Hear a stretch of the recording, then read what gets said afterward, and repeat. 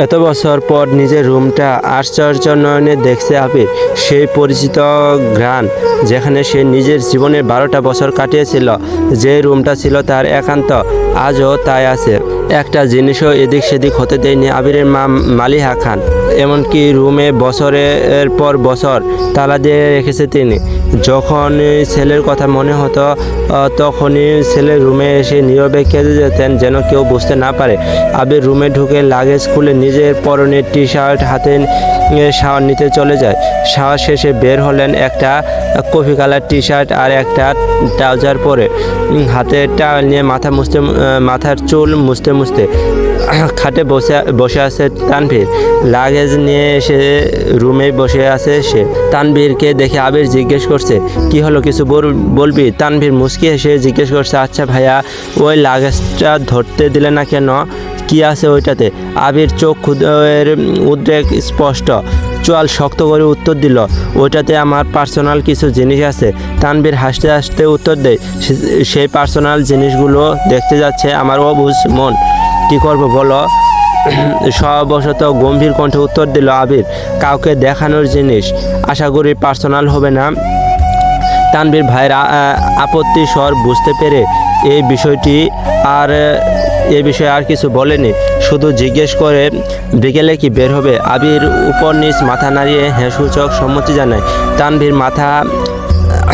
তানভীর কথা না বাড়িয়ে চুপচাপ বিদায় নেয় রুম থেকে। আবির খাটে এক কোনায় বসে মোবাইল হাতে নিয়ে গুরুত্বপূর্ণ কিছু চেক করতে ব্যস্ত হয়ে পড়ে। মেঘ নিজের রুমে ঢুকে শপিং ব্যাগ খুলে 3টা ড্রেস বের করলো। 3টা জামাই অসাধারণ সুন্দর, 2টা গ্রাউন্ড ড্রেস আর একটা গর্জিয়াস কাজের 3 পিস। ল্যাপটপটাও খুলে দেখে তার প্রয়োজনীয় সকল অ্যাপ ব্রাউজার অলরেডি ল্যাপটপে সেট করা আছে। মেঘের দৃষ্টি যায় রেপিং পেপারে মোড়ানো বক্সের দিকে। রেপিং পেপার খুলতেই চোখ পড়ে 3টা উপন্যাসের বই, যেগুলোর উপর ছোট একটা চিরকুট লেখা, এডমিশনের পরে পড়বি। তার সাথে একটা ছোট বক্স, যেখানে এক বক্স রঙিন পাথর।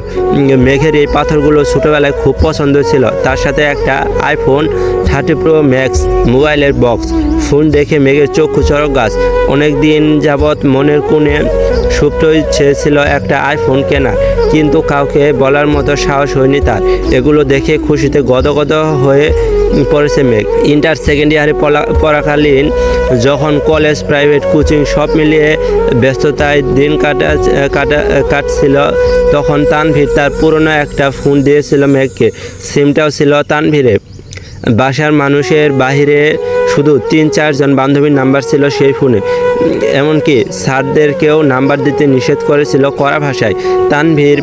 তানভীর বরাবরই বোনের ব্যাপারে খুব সিরিয়াস। ভাইরা বোনকে শাসন করে ঠিক আছে, কিন্তু তানভীর মেঘকে একটু বেশি শাসনে রেখেছে এত বছর। এইচএসসি পরীক্ষার চলাকালীন সময় তানভীরকে খুব সাহস করে বলেছিল, ভাইয়া পরীক্ষা শেষ করে আমায় একটা নতুন ফোন কিনে দিবে। অগ্নি দৃষ্টিতে তাকিয়েছিল তানভীর, যেন মস্ত বড় অন্যায় করে ফেলেছে। তারপর মেঘ নতুন ফোনের আশা পুরোপুরি ছেড়ে দিয়েছিল।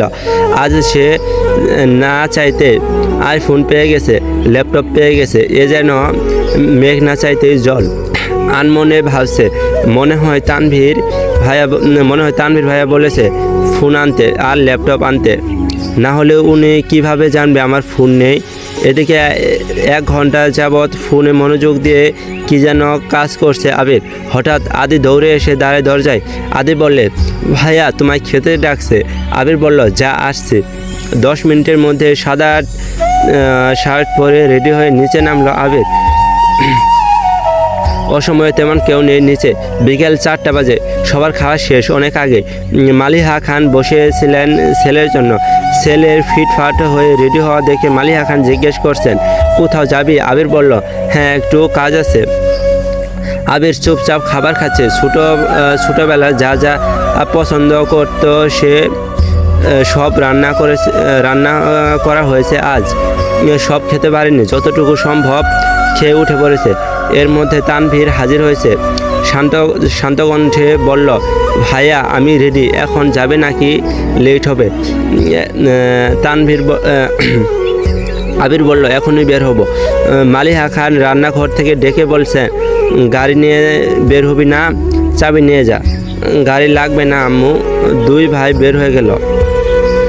যৌথ পরিবারগুলোর সবচেয়ে আনন্দময় সময় হলো সন্ধ্যাবেলা।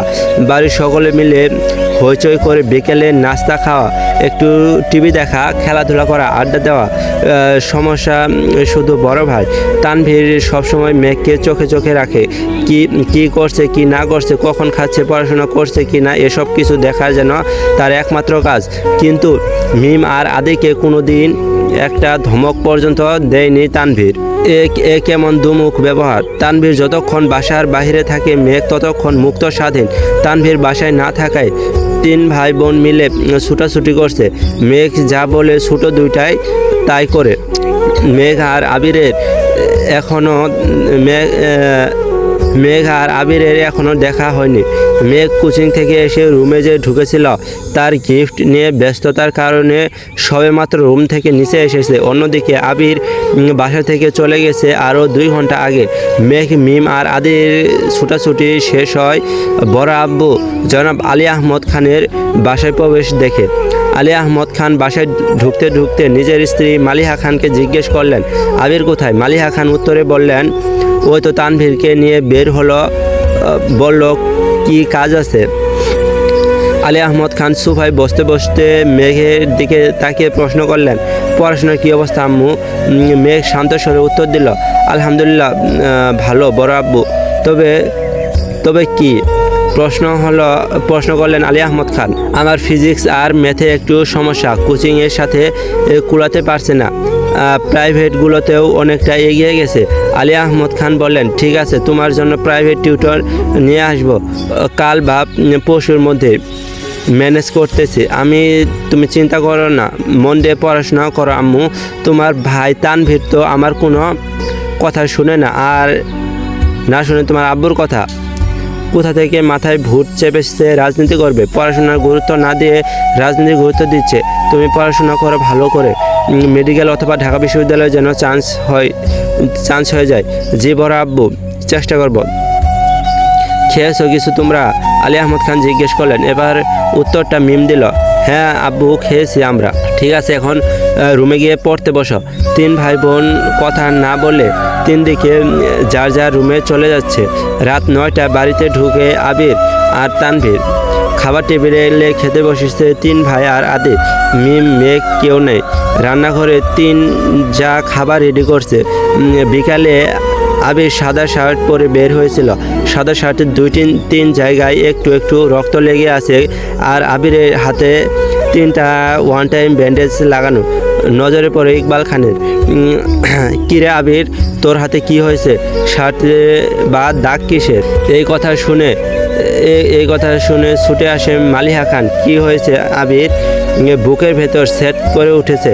একমাত্র ছেলে, শরীরে একটা আচরও মা সহ্য করতে পারে না। আবির বলল, তেমন কিছু না, হাতে একটু লেগেছে, ঠিক হয়ে যাবে, চিন্তা করো না। আর কথা না বাড়িয়ে সিঁড়ির কাছে চলে যায় আবির।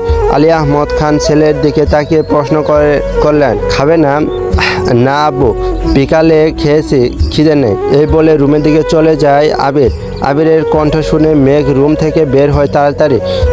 এতগুলো গিফট দিল, অবশ্যই ধন্যবাদ জানানো উচিত। 7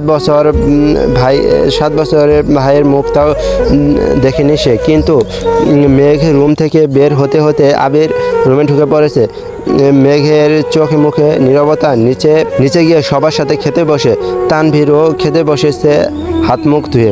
ইকবাল খান তানভীরের উদ্দেশ্যে বলে, তুই তো ছিলি আবিরের সাথে, কি হয়েছে বল? তানভীর বলল, চাচু, আমি তো ভাইয়ের সাথে বের হয়েছিলাম, কিন্তু পরে আমি পার্টি অফিসে চলে গিয়েছিলাম, তাই সঠিক জানি না।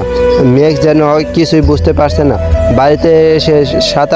বাড়িতে এসেছে 7-8 ঘন্টা হয়ে গেছে মানুষটা, অথচ সে এখনও দেখেনি তাকে। তার মধ্যে আবার কি অঘটন ঘটেও ফেলেছে। সে শুধু চাচু আর ভাইয়ার মুখের দিকে তাকাচ্ছে বারবার। আলী আহমদ খান গম্ভীর স্বরে তানভীরকে বললেন, সে তো তোমার ভাই কম, বন্ধু বেশি।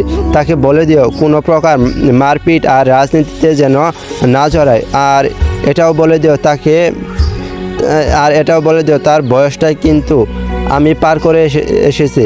তাকে দেশে এনেছি মারপিট করার জন্য না, আমাদের ব্যবসার হাল ধরার জন্য। তানভীর বলল, আসলে বড় আব্বু সমস্যা আসলে তানভীর বলল, আসলে বড় আব্বু সামান্য হাত কেটেছে ভাইয়ার।